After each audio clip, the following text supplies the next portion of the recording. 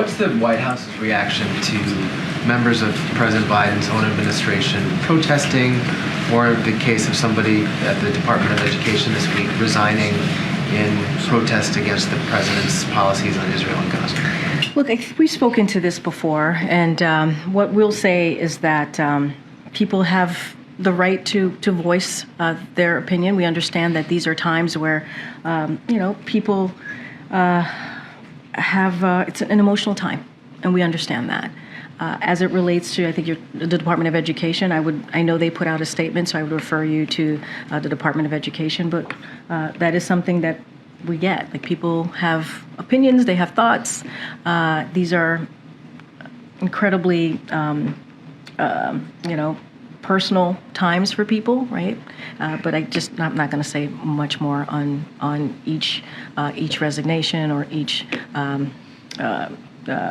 comments that people may have. I will just on that particular one, I would refer you to Department of Education.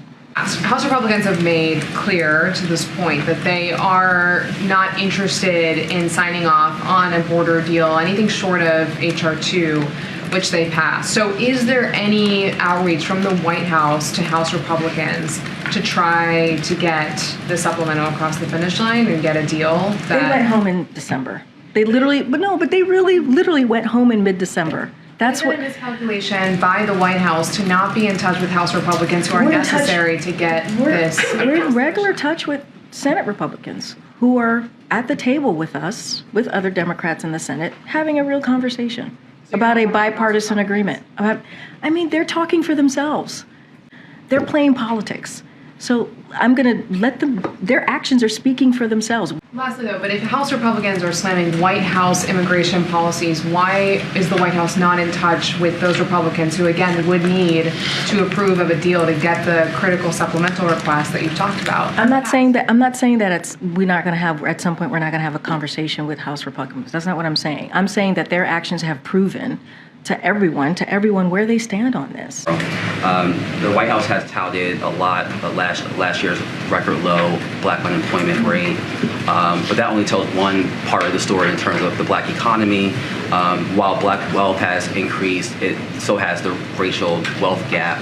Home ownership for black Americans continues to be at just as low as it was in the 1960s, and the price of homes is still pretty high. Are there any indicators that the White House can point to that suggests that the economic conditions for black Americans will improve this year? Yeah, so I have a couple of indicators that I'm happy to go through with you. I'll say this at first, though.